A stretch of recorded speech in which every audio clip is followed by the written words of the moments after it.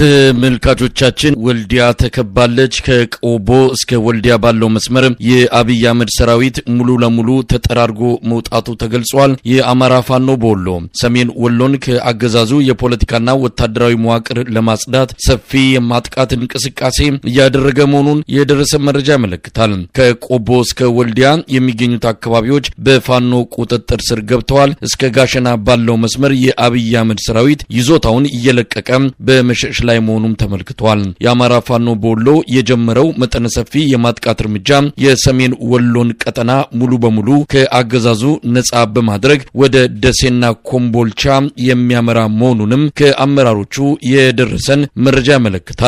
ስለዛሬው የወልዲያና በአጠቃላይ በሰሜን ወሎ እየተካሄደ ያለውን ውጊያ በተመለከተ ፋኖ ሞገስ ከአማራ ፋኖ በወሎ ህዝብ ግንኙነት ክፍል ጋር ቆይታ አድርገናል።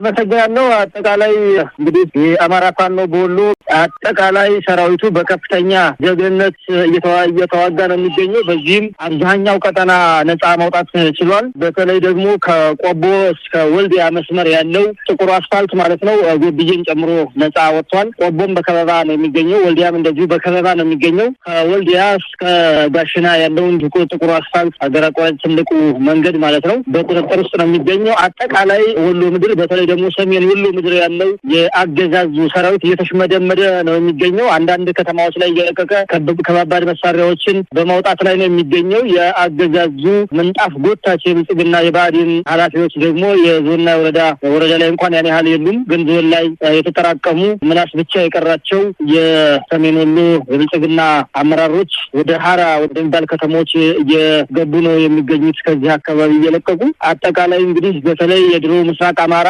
ፋኖ ስድስቱ ክፍለ ጦሮች በተናበበ ሁኔታ ውጊያ ላይ ነው የሚገኙት። እነዚህ የምስራቅ አማራ ክፍለ ጦር የነበሩ አሁን ላይ ደግሞ የአማራ ፋኖ በወሎ ክፍለ ጦሮች ናቸው። እነዚህ ክፍለ ጦሮች አብዛኛው ኦፕሬሽኖች የተሰሩት እንደሚታወቀው ብዙ ኮሎኔሎች ናቸው ያሉት እዚህ ወሎ ምድር ላይ ድምፅ አልባ ሚሳኤል የሆኑ ኮሎኔሎች፣ ብዙ መናገር ደስ የማይላቸው ግን ብዙ መስራት ደስ የሚላቸው ኮሎኔሎች፣ በተለይ ደግሞ ሳማ ሆኖ ከመሞት አንበሳ ሆኖ መሞት ይሻላል ያሉት እነ ኮሎኔል አባይ ካገዛዙ ሩፋን ጠባቂ ሰራዊት በቅርብ ጊዜ በዚህ ዓመት ውስጥ ወጥቶ ፋኖን የተቀላቀለው ማለት ነው። እነሱ ያሉበት እነ ኮሎኔል ሞገስ ያሉበት እነ ኮሎኔል አባይ ያሉበት ምድር ነው እንግዲህ ወሎ ምድር እነ ኮሎኔል ፈንታውን ጨምሮ። ስለዚህ ምንድነው አጠቃላይ በእነዚህ ኮሎኔሎች ኦፕሬሽኖች እየተሰሩ ወሎ ምድር ታርጌት ጥናት የተደረገባቸው ታርጌቶች እየተደረጉ ጠላት ላይ ከፍተኛ ኪሳራ ያደረሰ የወረዳ ከተሞችን እና የቀበሌ ንዑስ ከተሞችን በመቆጣጠር የወረዳ ንዑስ ከተሞችን በመቆጣጠር እና የወረዳ ከተሞችን በመቆጣጠር አልፎም የዞን ከተሞችን ሙሉ በሙሉ ለማቆጣጠርና ለማጽዳት መቅረጽ እየተገኘ ነው የሚገኘው። እዚህ አካባቢ ያለው መረጃ በዛ ልክ ነው። እንደ ላስታ እንግዲህ የታሰቡ ኦፕሬሽኖች አሉ። አጠቃላይ ላስታ ምድር ላይ ያለውን አገዛዝ ጠራርጎ ለማስወጣት ሁሉም ነገር አልቆ ነው የሚገኘው። በዚህ ልክ ነው ያለው ሁኔታ። እንግዲህ ወልዲያ በጣም ቁልፍ ስትራቴጂክ ቦታ ናት።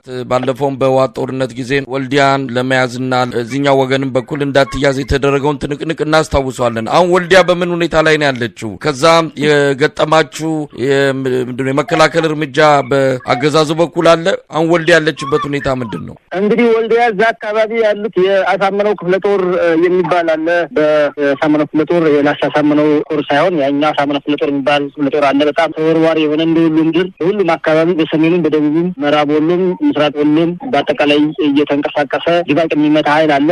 ከእሱ አካባቢ ባገኘሁት መረጃ ወሎ ምድር ሙሉ በሙሉ ውጊያ ላይ እንዳለ ነው እንደነገርኩህ። ወልዲያ አጠቃላይ ዙሪያውን ማለት ይቻላል። ምናልባትም እንግዲህ የጦር ጠበብቶች ናቸው የሚያውቁት። እነዚህ ቅድም ተገልጻቸው የነበሩ ኮሎኔሎች ነው የሚያውቁት። ወልዲያን የመያዝ እድሉ አለ፣ ሙሉ በሙሉ የመያዝ እድል አለ። ምናልባት ወልዲያ እንደ ወሎ ስትራቴጂ ቦታ ነው። እንደ ጋሸናና እንደ ወሎ ቦታው ከተያዙ አጠቃላይ የወሎ ምድር ነጻ የሚወጣበት ሁኔታ ስላለ እንግዲህ ቆቦም ወልዲያም በከበባ ውስጥ ነው የሚገኘው። አሁንም ዙሪያውን ከፍተኛ ትንቅንቅ እየተደረገ ነው ያለው ከዛሬ ሌሊት ጀምሮ ወልዲያ ዙሪያው ላይ ማለት ነው። አብዛኛው ምሽጎች፣ በርካታ ምሽጎች ተሰብረዋል። እዛው ሰመኑት ለጦር ላይ ያሉ ልጆች እንደነገሩ ምሽጎች ተሰብረዋል። ከተማ ለመግባት ቀላል የሆነ ነገር እንዳለና የመዋጋት ስነልቦና እንደሌለው ጠላት እየሸሸ እንዳለ ምክንያቱም ይታወቃል። የሚዋጋበት ኮዝ የሌለው ሰራዊት ስለሆነ ያለው ከፍተኛ ጭንቀት ውስጥ እንዳሉ አመራሮች ጭምር ነው ያለን መረጃ። ወልዲያ ግን ዙሪያው ሰሞኑን እንግዲህ ብሬንን ጨምሮ 3 ብሬኖችን ጨምሮ ክላሽንኮቮችን ኬላ ላይ ዘልቆ በመግባት እዛው ወልዲያ